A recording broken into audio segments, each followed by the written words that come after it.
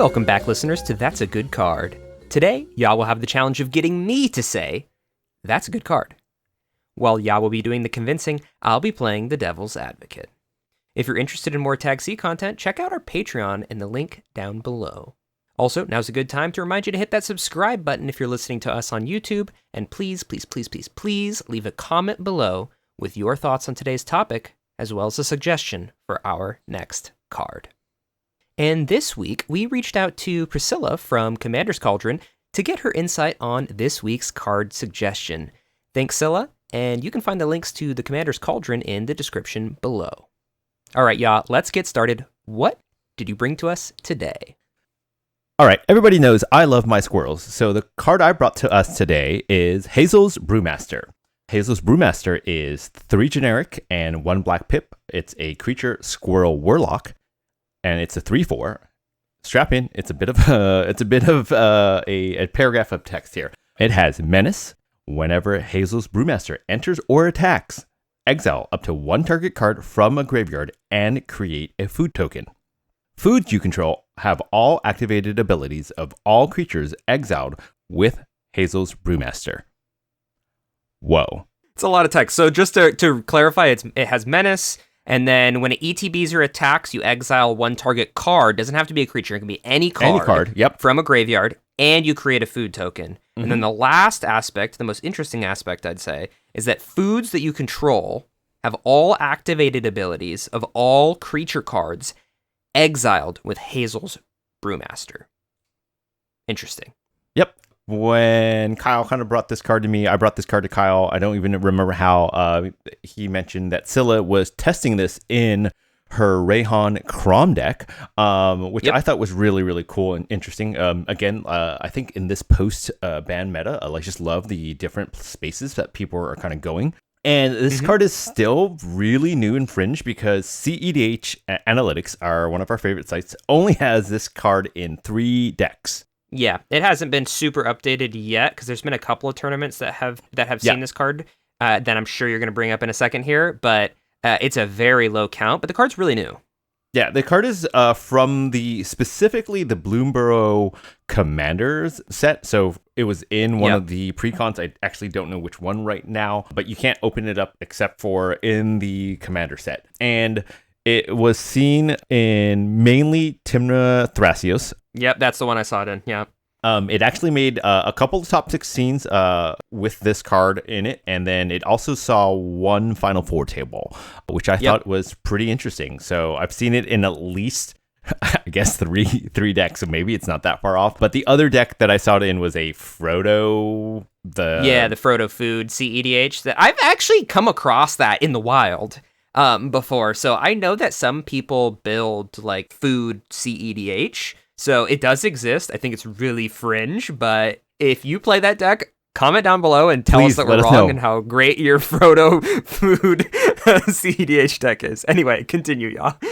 But yeah, I actually really like this. I love my squirrels. I kind of bring them a lot. Maybe not. Maybe I think about squirrel creatures all the time. So yeah, let's talk about lie awake Hazels. at night, laying in bed, thinking about squirrels. Toski, mainly. Mainly Toski. Is Toski a squirrel? Toski is a squirrel with a force walk. I still can't believe we haven't done a podcast on Toski. We're going on a tangent right now, but that used to be, for as long as I've known you, that has been your pet card. So I don't know how we haven't done a podcast on I thought Toski. just everybody would agree with me that it's a good card. Like, you're right. We don't do staples. Obviously not. And you're like, Toski's the best card ever printed. Anyway. All right, let's get into why I think we should be running this in the main deck. Sure. The first point that I'm bringing is that it has a lot of good potentials to hit. It has decent situational graveyard hate, and on any card, like Kyle pointed out, like I actually wrote down that like obviously your main target you want to hit is creatures that you may be able to use like through your food tokens. Scylla also pointed out that this is another pseudo Agatha's Soul Cauldron, and the reason that we're bringing that card up is that they kind of work on the same plane, right? They both want to exile things from any graveyard. Yeah. And but it gets the main benefit from hitting creatures. Correct. Just like Agatha's Soul Cauldron. Yeah. Yep. You also get the benefit of using a food token or a creature with 1/1 counters on it to activate with those creature activated abilities under either Hazel's Brewmaster or Agatha's Soul Cauldron. So this has a really kind of good space for, if you're in black, you're probably going to be playing mill of some sort, which I'm seeing a lot more of lately. Whoa. Maybe it's just my pod. Yeah. Maybe it's just our pod. I don't think you can assume. I don't think you can assume just because you're in black that you're playing to mill in some capacity. I don't think every deck tries to mill. I think our pod plays a lot of yard stuff, so we might be a little skewed. But yeah, I don't think just because you're in black it means that you're milling.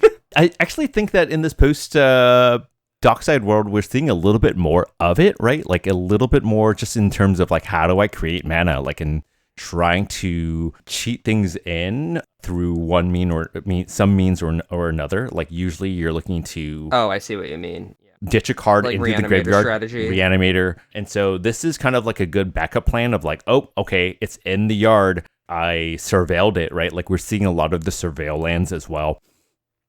Ways to get things in. I may also be tinkering with a commander where, like, again, I'm just trying to get things in the graveyard, and this kind of showed up for me. I just love to be able to kind of use that other hand. Are you going to share what this secret commander is that you've been brewing? It has been Glarb. Oh, okay, it's Glarb. Calamity's Augur. But yeah. Wow. Glarb allows me to get things into the bin, and then Hazel is going to allow me to... Why don't we read out Glarb? Oh, that one's a long one, too. All right, you ready for it? I'll read it out. I brought it up already. So Glarb's a 3-cost creature. It's soul ties, so it's a black, a green, and a blue. And it's a legendary creature, frog, wizard, noble. It's a 2/4. It has death touch. And it says you may look at the top card of your library at any time. You may play lands and cast spells with mana value 4 or greater from the top of your library. And then it has a tap activated ability that says Surveil 2. Yep. So with the Surveil, you're potentially binning. Yep. So yeah, that's my first point. Like that this has some decent graveyard hate to get rid of potentially problem creature cards or any card that people are going to try to bring back, as well as to enable your combo plan, which is kind of where I'm going to go next. The obvious kind of place to kind of go with this card is to try to combo off with it, right? You're looking for Devoted Druid. You're looking for your Hermit Crabs, which are creatures that will basically allow you to go infinite for mana, like Devoted Druid, and not Hermit Crab. I was going to say, I have no idea what you're talking about. Hermit Druid. Druid. I looked up immediately Hermit Crab because I was like, I have no idea what this card is, Hermit Crab. I thought to myself, there's no way I'm trying to reference 2 Druid cards, but in fact I am. I want to talk about 2. They're both Druids. Gotcha. Hermit Druid and Devoted Druid.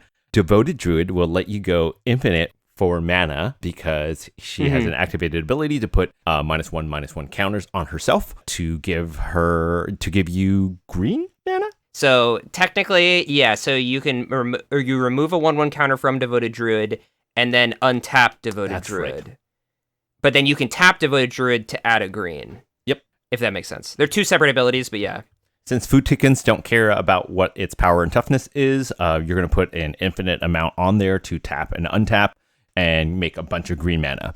Obviously, in a Timnath Thrasios deck, you're going to just kind of be able to find a win together from there. Hermit Druid does something similar. You're going to tap it and activate it to reveal cards from the top of your library until you reveal a basic land card. And in cases that if you're running Hermit Druid, you're not going to run any basic lands. And so you're going to dump all of your cards in there and probably try to reanimate a card back like a Thassa's to win the game from there.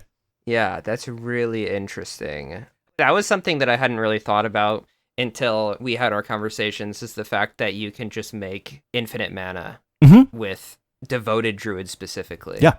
And like Hermit Druid, when I saw it, I was like, yeah, okay. But Hermit Druid on its own is already like in a weird spot where it hasn't, it used to be super powerful. Like when we first started playing CEDH, then it kind of fell off quite a bit, and I really haven't seen that many Hermit Druid combo decks anymore. But with the change of the meta, you never know what you're going to see, so I could see it potentially seeing more play again. But the Devoted Druid has me sitting here thinking, because now I'm like, man, that seems pretty dang good. Interesting, yeah. All right, continue on.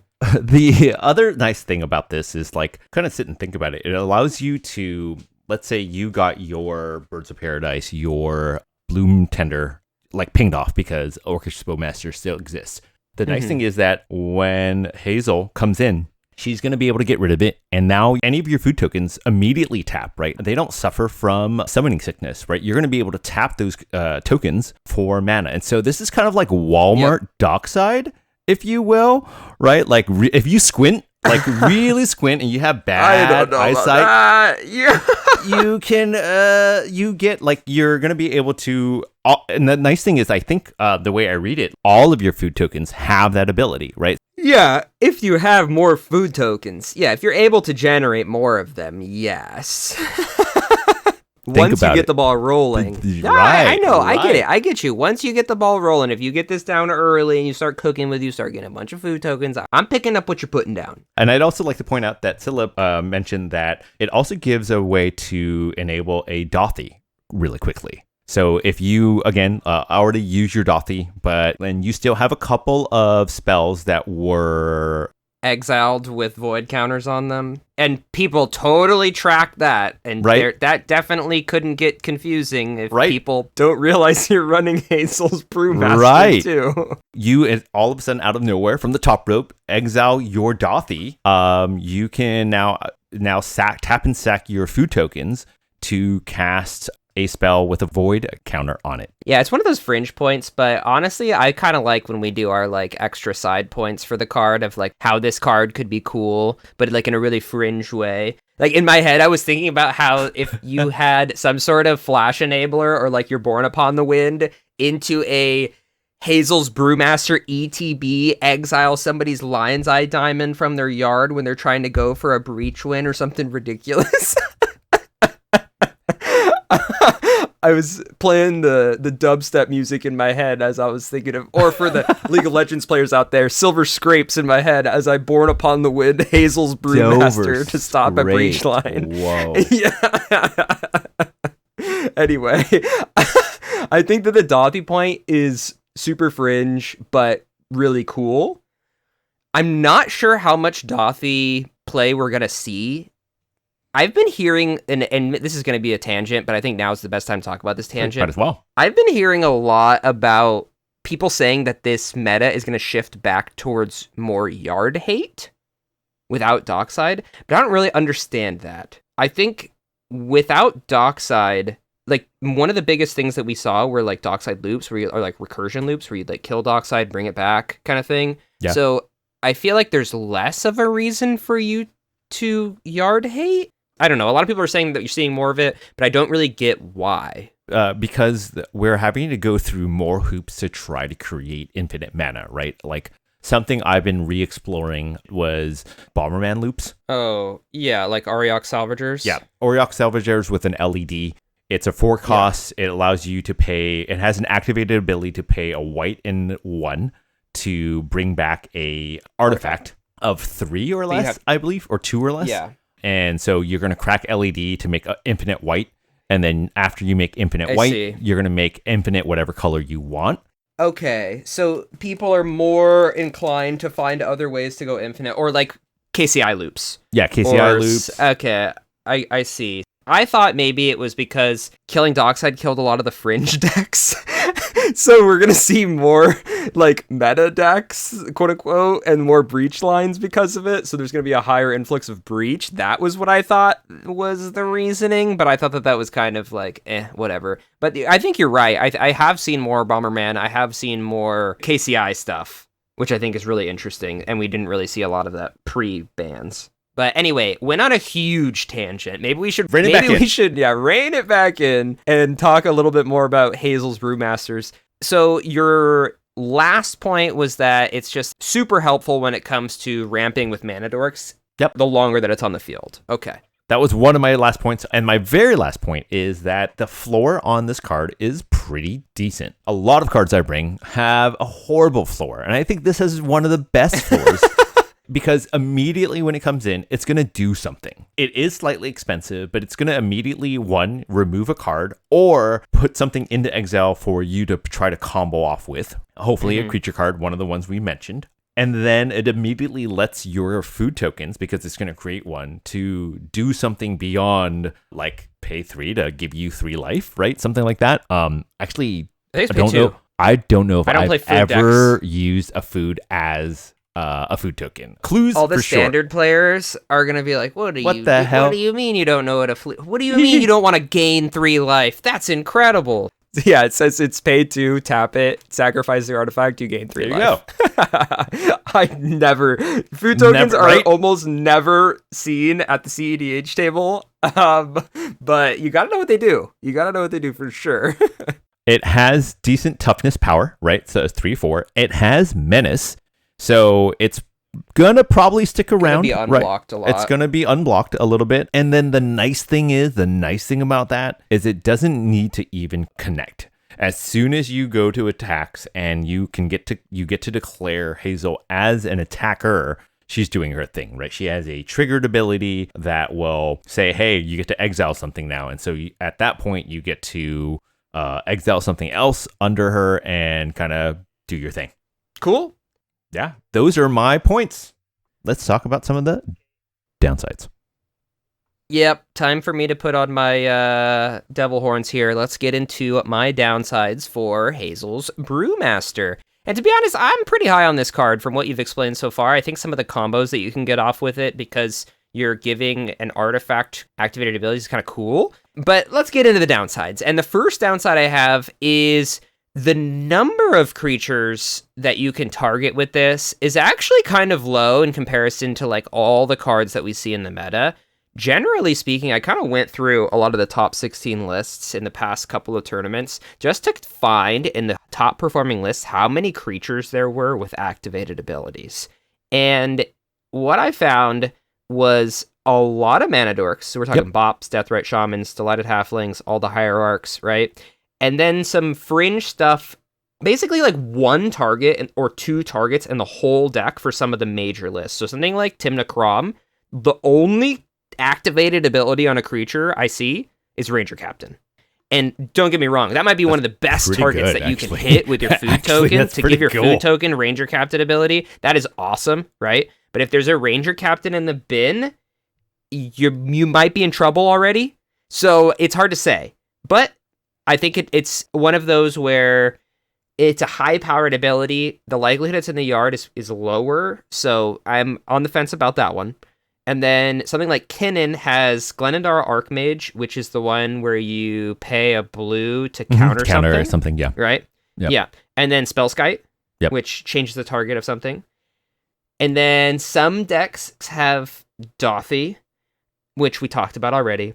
And then you see a random sporadic scattering of things like Thrasios or Kinnan in the 99 of certain decks, which could be cool, give your food tokens the ability to do a Kinnan activation or a Thrasios activation.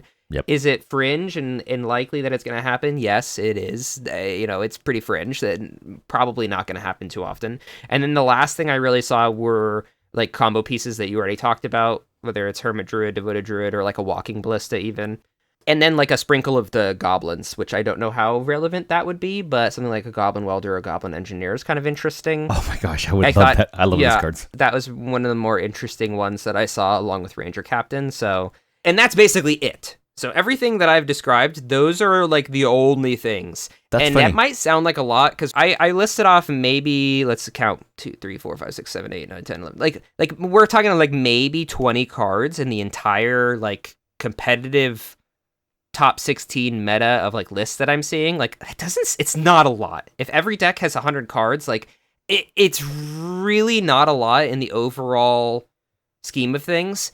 And I haven't even really gotten into it, but one of the most glaring issues that I have with this card is that Rogsai, one of the most prominent decks in the format, most lists that I was looking at run 0 activated abilities on their creatures, right? So if that's kind of like the pinnacle, like one of the best decks in the format, and this card won't be able to get any value against that deck in terms of creature value. Like, sure, you can still use it to stop breach lines, but it just kind of stinks that one of the most popular lists you're going to go against, it's not going to let this card see its full potential. But that's my first point, is that there's just not enough volume or quantity of activated abilities on creatures. I think that, like, at the end of the day, if you're running this, you're hoping to get something to get somebody, right? But the main thing you want to do is to try to get one of your cards. Like, you're running something that you want to hit under Hazel, right? That's the main thing. And two, I think one of the cool things that I'm hearing and I'm experiencing in this new meta is that we don't know what it's going to look like, right? It's interesting. Like, I looked at a couple lists and I saw a couple docksides in the list. I'm like, what the hell? What? Why? Oh, right. Like, this is probably still being run with the old ban rules, right? Because it's like too quick. And so we have no idea. Like, in a month, the meta will probably look pretty different. And then in 6 months, I think it'll look even more different. And so we don't know what it's going to look like. And that's why I'm so excited about cards like this in general. And you know, if you asked me 2 weeks ago, I think like, oh man, I was like kind of like real shaky. But now, as I hear more people talking about the meta, I'm really excited, right? The fact that you're getting so animated makes me so animated about like where CEDH is going. But you're right. Like, the main reason I saw this card in the first place was because somebody was running Razakath, which is a creature you almost don't see anymore. It's pay 2 life and then go look for sacrifice another creature and then go tutor for a card, right? Like, they want Razakath in the yard so that they can exile this away and like use it as a tutor ability, right? I get that there are big bomb creatures that have big bomb activated abilities that you might run into. It's just, I guess maybe I'm a little too tournament focused. In tournaments, in the main meta decks that we've been seeing, there's just not as many activated abilities on creatures as I'd like to see. But who knows? In Swiss, when you see some of the more fringe decks that have those big abilities, like, heck yeah, maybe Hazels Brewmaster is what I like to call a Swiss stomper. So just something that plays really well into the unknown lists that you're going to see in Swiss rounds. Yeah. All right. My second downside, rather, is... So I kind of wrote this down and then we already went on the tangent, but I said that Yard hate is big because of Breach, but I actually think that with the changes to the bans of removing Dockside, without Dockside loops, Yard hate actually kind of got worse. And I know we just touched on this, how there's potentially KCI loops or potentially Bomberman loops, but I think that the big bad in the format is just going to be Thassa's Demonic. I think that it was completely untouched by what's been going on. So if you're not playing cards that's going to stop that, when you're deciding on like stacks pieces or pieces that, because like, I guess it's hard to say because like this card is a Swiss Army knife card. It's a stacks piece. It's a beater. It's a combo enabler. So it kind of does everything all at once. But it may fall into that category that we talk about where it's like it does a lot of things good, but it doesn't do anything great. And I'm a little worried that for a 4 mana cost, you're potentially, like, the stacksy part is not stopping the most important / most viable win con. The combo part is dependent on basically other people's yards, and it, like you said, if it's not other people's yards, then it's set up in your own yard. And then the body itself, like a 3/4 menace, sure, it's nice, but for 4 mana, you're not like over the moon about a 3/4 with menace. So I think it's just doing a lot of things good, and I'm not sure it's doing enough things great. Or I don't know if the accumulation of all these good things makes it good enough for CEDH. I think that is always going to be like an issue, right? And it has been an issue. And like the reason it's run is because it's so kind of like low to the ground, right? It's 2 cards. If you're going to run the whole package, it's 3, right? Demonic, Tainted Pact, and then the Thassa's itself. And so nothing's going to be better against the Thassa's kind of combo win other than like a well-timed counterspell, right? Yeah. Or a stifle effect. Right, or a stifle effect. And so, like, no, this is not going to protect against that per se. Yeah, and I kind of hate that. Doesn't it suck that blue is the only deck that can run Thassa's, and the only true answers that you is have blue. to Thassa's are blue. Yeah, it kind of sucks. Like the only other thing that's kind of Fringe too that you see that can stop it is endurance in green. Right. But green happens to be one of the lowest color combinations being run, but hopefully that goes up with the nerf of Dockside. We'll see. But it kind of sucks that the only thing that can stop Thassa's is itself. Yes. or if the person isn't like really playing super safe, like some kind of like gotcha card draw, right? You're like, right. Everybody needs to be on Gaia Reach Sanitarium. Fairies that Mastermind, which is also a blue card. Yeah, which is also a blue card. Dang it. No, curses. And my last point, because we're getting a little sidetracked, is that there's just not a lot of food synergies in CEDH. So I wish that there were other things that in CEDH that made food tokens consistently or utilized food tokens in some way, shape, or form, because you really don't see it.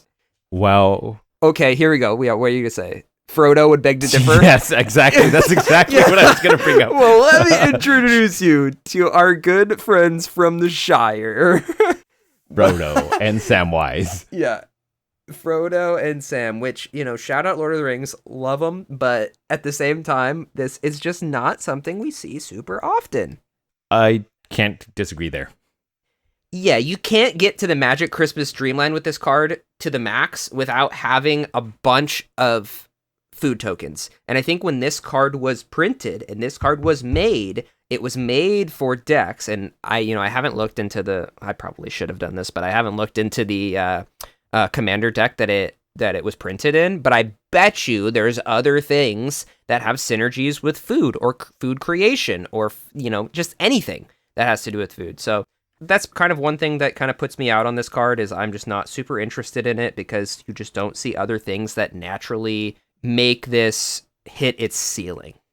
We are aware of the Cauldron Familiar combo, but who's running Samwise and Black? And I'm trying to look up the color for, what is the 3 color for black, white, green? Black, white, what? green. Abzan. That's Tyam. Yes. Who's really That's running Tyam. Abzan, right? Everybody, all the Tyam pilots in the comments say, "Yeah, we're ashamed of you. How do you not know? How did you forget about us?" Yeah, I've seen you firsthand get whooped by Tyam. You got to remember the name. And it took a long time. I forgot in the middle of getting whooped. Oh no. I don't hate on many things, but like Tyam, I printed it off once. I played it once or twice. And I was like, whoa. Not hate. Wait, but come at me. You have the Tyam list? Can I have a play time it? list. Yeah, I have a time list. Ooh, I want to play it. Okay, I'll borrow it when we go to MagicCon. Ooh, fun fact, everybody, while we're here, we're going to be at MagicCon. So come say hi to us. On Friday, we volunteered for the Learning CEDH event. So come meet us, come play CEDH with us, as well as other content creators who are all going to be at MagicCon Vegas in late October. If you're going to be there, come say hi. We'll have on That's a Good Card t-shirts. Say hi. Woohoo. Please come say hi. But yeah, those are all really good points. But let's talk about the point that I made that best supports for why this card could be in your 99. Straight up, it's the Druid combo. I think that's so cool. So I'm definitely super interested in that because that was something that it didn't initially just click until you said it. So I was just like, that seems pretty freaking good. Just like infinite mana right away, bada bing, bada boom. Mm-hmm. I'm down. So I think that that's pretty cool. And probably your best point is just using this as a combo piece is its most powerful tool. Yes. Out of the 3 that we talked about, whether it's like yard hate, stacks, just like body, and lastly, the combo potential. I think the combo potential is hot. Cool. What point did I make that you think is the biggest downside for Hazels Brewmaster? In the current meta makeup, I think that this is a really strong point that there's not as many creatures that people are currently playing that you can also try to take advantage of. Like being able to have this be multifaceted, to have a higher concentration of cards that you can kind of hit in other people's graveyards is kind of not like a big downside, but it is something to consider. If like that's how you're trying to think about this card, I think Kyle's right. You should be thinking about how this combos for yourself first, and anything else is incidental and a bonus if you can get there. Hard agree. It's time, Kyle. Is Hazels Brewmaster a good card? Drum roll. The answer is yes, shockingly. It's been a while probably since you've brought a card to us that I was actually interested in. I don't know if the listeners or people in our Discord were keeping track of how many cards I've there's denied one person. from There's Ya. one person in the comments. Because Ya loves to bring the Fringe and bring the Fringe consistently. But this card I like, the point that we kind of came to at the end of this, which is like, if this fits your game plan in some capacity, whether it's, comboing with the druids or whatever, I think it can be really good because not only does it fit your game plan, but it can pivot and stop other people at the same time. So kind of when I was counting out, I'm like, look, it's good at this, it's good at this, it's good at this. Does that mean it's good enough? And I was like, well, I just said it's good at 3 things, so it's probably good enough. I don't know. Normally it's like, is it okay? Is it okay? And I was kind of convincing myself as I talked about it, but I'm a big fan. I think it's interesting. It sucks that it's 4 cost, and I used to think that 4 cost was like the cutoff, like 4 cost should put you in the driver's seat, is what we used to talk about a lot. So if it's like at 4 cost, it should put you at like an 80% chance to win the game, and like 5 cost should win you the game. So I think that with how the meta is slowing down post Dockside banned, I think 4 cost just needs to get you a significant edge, and this card could, give you a significant edge. So I don't think the driver's seat's quite necessary. Maybe if it was like a really weird cost, like if it was like a colorless, a black, a green, and a white, like a colorless and Abzan, then maybe it would be, not good enough just because like it's too hard to cast. But for 3 colorless and a black pip, like you can grab that off a Grim Monolith, you can grab that off a Mana Vault, like it's not too bad. So yes, Hazels Brewmaster, that's a good card. Put one on the scoreboard for Ya. Oh! For anybody listening, here's the truth. Ya doesn't really mind. Like, Ya loves just talking about cards, and this is a game that Kyle is winning, but I don't mind losing. Yeah, no worries. Bringing the Fringe and bringing the heat is what makes this podcast so fun. So we're not going to stop bringing the Fringe, nope. Okay? No. Trust me. Oh, no. Oh, no. All right, y'all. Big thank you to Priscilla for helping us out and kind of giving us her thoughts on this card and talking about it with us and getting the creative juices flowing. But it's time to transition now to our That's a Good Card ? segment. And if y'all haven't played with us before, this is a segment we like to do at the end of every podcast where Ya will be providing me the name of an obscure Magic card. And it is going to be my job to guess everything about that Magic card. Color, type, cost, everything. Flavor text, art.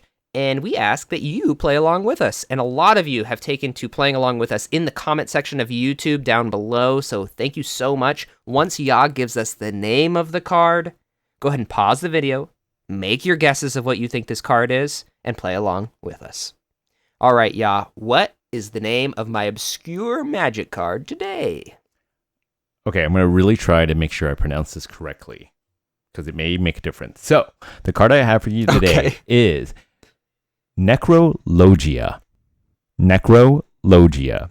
It could also be Necrologia, but you decide from here. Necrologia. Okay, this is definitely like 3 black pips is the casting cost. I'm going to say it's a 3 black pips is the casting cost.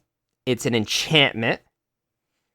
And I'm thinking like kind of like the Necrobloom, the new commander that came out. It's going to be like a plant-like thing that's kind of like boiling with like a green swampy bayou bubbles, but it's like a plant. It's oozing a lot. And it's going to be an enchantment that reads, whenever a creature dies, add a +1/+0 counter to target ooze you control. Oh, ooze. Wow. Abzan, ooze. Wow, this is a real. Yeah, okay. No, it's not Abzan. It's 3 black pips. No, but it looks like the Necrobloomer. Okay, yeah. In this whole podcast, so it's very oozy. So it's gonna pump up your oozes when things die, and the flavor text is gonna read blurp black. That's actually really good. I fucking like that. I like that a lot. Holy crap, that's good. And all right, how'd I do? Well, I will give you points for being in the right color. And I think that's all I can give you it's points a black card. for. Yeah. Necrologia. Oh, damn it. All right, you ready? It is 3 generic and 2 black pips. So 5. Damn, it's 5 cost. Yeah. 5 cost. Almost like an Adnaz. It's an instant. Oh, whoa. Also like an Adnaz. Interesting. Okay, you ready? Okay, this is where it diverges. Play Necrologia only during your end of turn step. As an additional cost to play Necrologia, pay any amount of life. Draw cards equal to the life paid this way. No flavor text, at least on the edition I'm looking at. Wow. Oh, no, wait, okay. Hold on. Yeah. Let me go back to the Exodus version.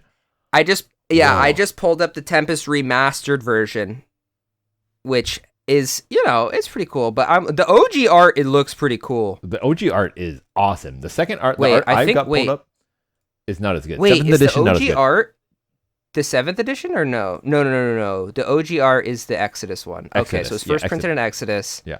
And yeah, the art's pretty cool. It's like a person shoving the face down of somebody who's attached to like a torture table. Oh my goodness. It's very dark. Scary. And then that flavor text says, my enemy's death yields threefold benefit. Removal, reuse, and research.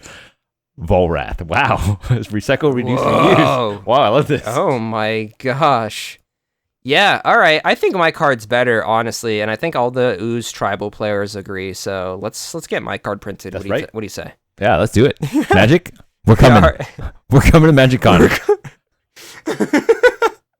All right, listeners, thank you so much for listening to today's episode on Hazels Brewmaster, and thank you so much to Priscilla for insights on this card. Once again, we'd like to direct your attention to the description down below, where you can find links to all of the places that we host our podcast, whether it's YouTube, Spotify, or Apple Podcasts, as well as links to our Discord and Patreon. If you're interested in additional Patreon content, we definitely recommend you take a look there, and you'll find extra podcasts and other content. Thanks for listening, and we will see you next week. Bye, everyone.